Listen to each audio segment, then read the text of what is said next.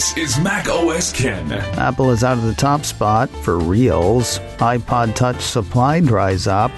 And Apple TV Plus plays hide the trailer. It's not dirty. It is Thursday, the 12th of May, 2022.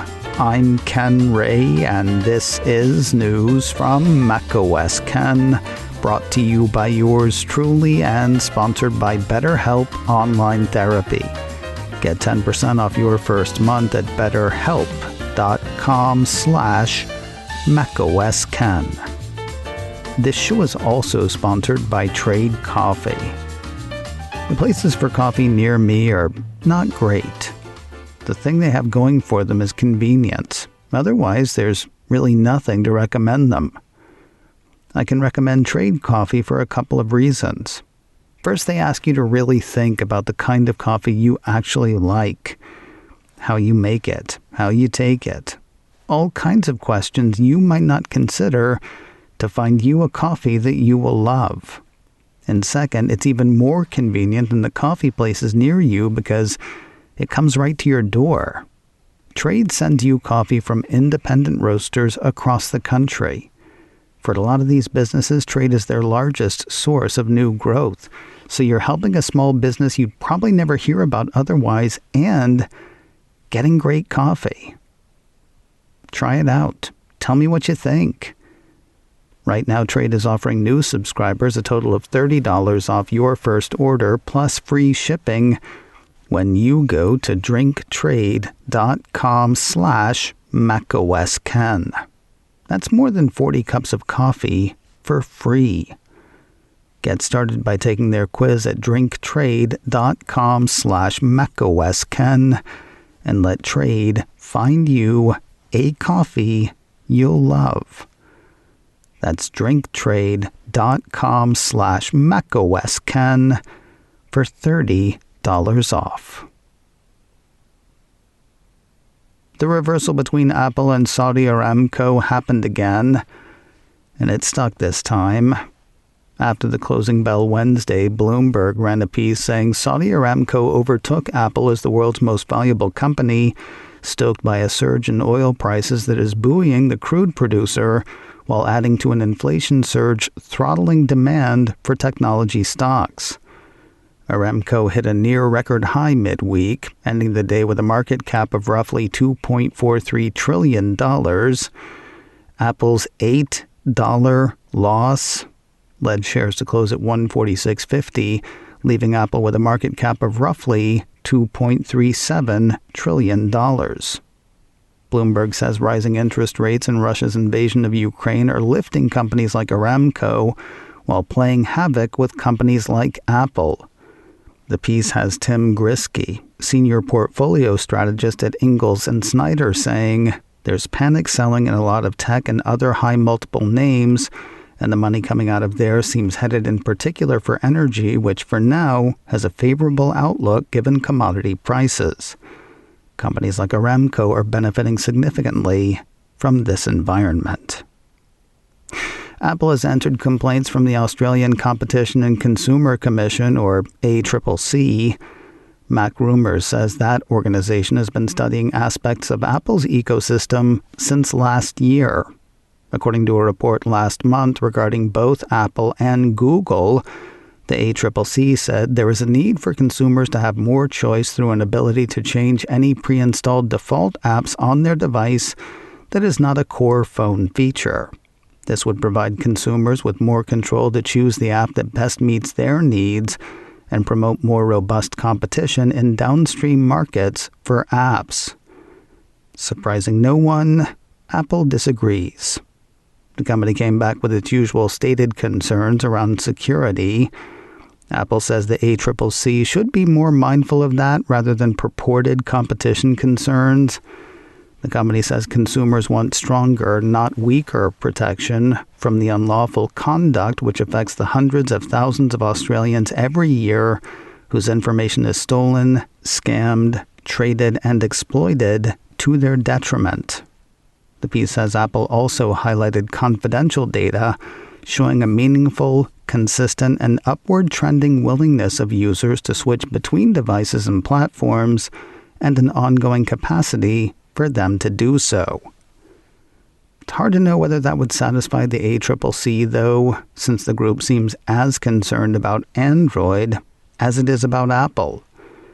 Quoting last month's report, Apple and Google's dominance in mobile operating systems, combined with the control exerted over the app marketplaces permitted into their mobile ecosystems, means that the App Store and the Play Store control the key gateways through which app developers can access consumers on mobile devices. For its part, Apple argues that it works to get a wide range of developers into the App Store. The company also points to web apps as an alternative means for developers to distribute apps to iOS users. Apple's full response is available online. I'll put a link to it in this story on macosken.com. Word of a weird promotion from Apple. A piece from iDownload blog says Apple is offering bonus values when trading in your old device for a new one until the 31st of May, with extra credit ranging from $10 for a Mac to $50 for an iPhone. What makes it weird, it was just last week that Apple reduced the maximum trade-in values on nearly everything it accepts for trade, iPhone not included. Then again, last week's reductions were done quietly, or as quietly as Apple can do anything. iDownload blog says the trade-in bonuses announced this week were actually announced. A piece from Apple Post had Apple emailing customers saying, "More credit, more savings. Get the device you want with Apple Trade-In. For a limited time, trade in an eligible Apple device and get more credit towards the purchase of a new one. Benefit from incredible savings on a device you'll love." The piece says the bonuses include an extra $10 to $50 on eligible iPhones and iPads, an extra $20 to $40 on eligible Apple Watch units, and an extra $10 on an eligible Mac. The trade-in bonuses are available through Apple's online stores in China, France, Germany, India, Italy, Japan, South Korea, Spain, Taiwan, the UK, and the US. More info is available through Apple's trade-in site. Speaking of old things with new value, if you're looking to get one of Apple's latest iPods, you are too late. Earlier this week, Apple announced the discontinuation of iPod Touch, officially ending the 2-decade-old iPod line.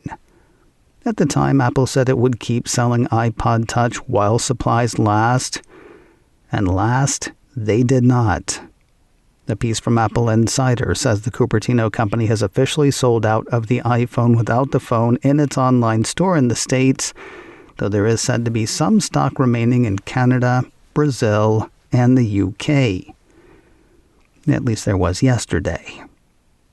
While a piece midday Wednesday from the Mac Observer said that third-party online retailers were starting to run low, Amazon still had some available when I checked last night, as did Best Buy, B&H Photo, Target, and Walmart.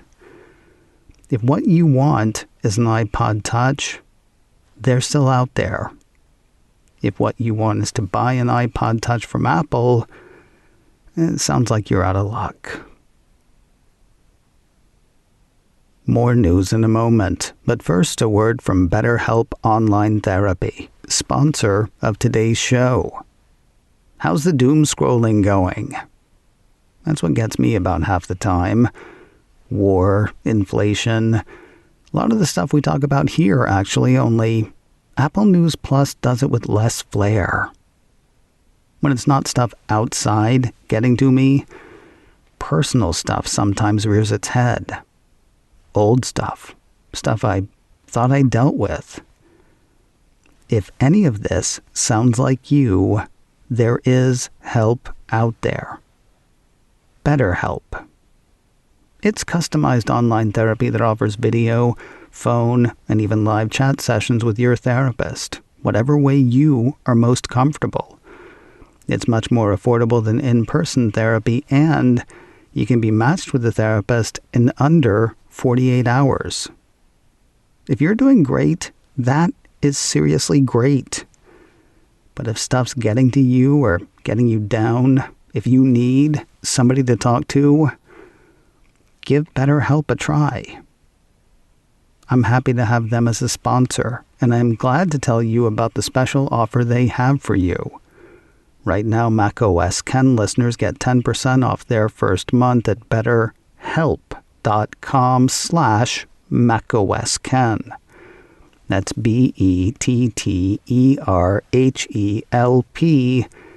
betterhelp.com/macOSKen. If you need help, betterhelp.com/macOSKen. Season 3 of Helpsters is on the way, and Apple TV Plus has a trailer for it. They're kinda hiding that light under a bushel, though. First, the part they're displaying. The company announced the Season 3 premiere and trailer in a press release Wednesday, highlighting a number of guest appearances. Listed among them are Bradley Cooper, James Monroe Inglehart, Bradley Cooper, Daphne Rubin Vega, Bradley Cooper, and others, including Bradley Cooper. In case you've lost track of this one, Apple says Helpsters is a live-action preschool series from the makers of Sesame Street, featuring Cody and the Helpsters, a team of vibrant monsters who love to solve problems. Whether it's planning a day at the beach, inventing a new machine, or learning how to line dance, the Helpsters can figure anything out because everything starts with a plan. It's a Daytime Emmy Award-winning show that's also been honored with a Parents' Choice Gold Medal Award and a Common Sense Media Award. Season 3 will hit Apple TV Plus on Friday, the 27th of May. If you want to see the trailer, find a bushel and look under it. While Apple TV Plus has a YouTube channel where most of its trailers go, no Season 3 Helpsters to be found there. It is embedded in Apple's press release. You can also find it on the Helpsters page on Apple TV Plus. Hiding another trailer in a different way, Apple has released one for the second season of the Rose Byrne series Physical, only this one without a press release. Always trying something new, those kids. Set in the idyllic but fragile beach paradise of sunny 1980 San Diego, Apple says Physical is a half-hour dark comedy following Sheila Rubin, a quietly tortured, seemingly dutiful housewife supporting her smart but controversial husband's bid for state assembly. She gets into aerobics, though, and follows that into business. At least that's what I've heard. I haven't seen the first season yet.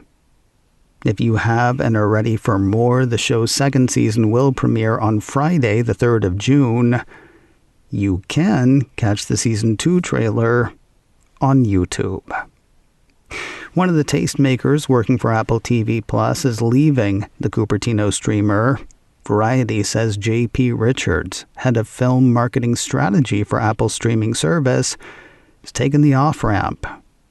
Not a long-timer. He started at Apple TV Plus in January of last year, according to the piece, having come from Warner Brothers. Films released during his time at Apple include Tom Holland's Cherry, Tom Hanks' Finch, Mahershala Ali's Swan Song, and, I'll go ahead and say it, Troy Kotzer's Coda. There was, one could argue, more built-in recognition in the work he did at Warner Brothers, with a focus on digital marketing and media, multicultural marketing, branded content, and promotional partnerships. Titles he tended at Warner included Wonder Woman, Aquaman, Joker, A Star is Born, both of the It films, both of the Creed films, and the Lego Movie, among others. Richards let his team know of the departure on Wednesday, according to Variety. While no express reason was mentioned, Variety sources have him eyeing several new opportunities. And finally today, before we part ways, let me tell you about something I would love for you to hear. Last week, Apple, Google, Microsoft, and the FIDO Alliance declared war on the password. Since we talk a lot about passwords on the checklist by SecureMac, I wanted to know more. And so, Megan Shamas, Senior Director of Marketing for the FIDO Alliance, dropped in to tell us more. Getting to know FIDO on checklist number 278 by SecureMac.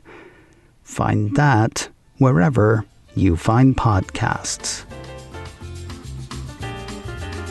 macOS Ken, brought to you by me and sponsored by Trade Coffee. Get $30 off your first order plus free shipping at drinktrade.com/macOSKen. This show is also sponsored by BetterHelp Online Therapy. Get 10% off your first month at betterhelp.com/macOSKen. Advertising handled by Backbeat Media. Online at backbeatmedia.com. You can reach me a couple of ways. info@macosken.com or call 716-780-4080. Until next time, that is news from macOS Ken. I'm Ken Ray.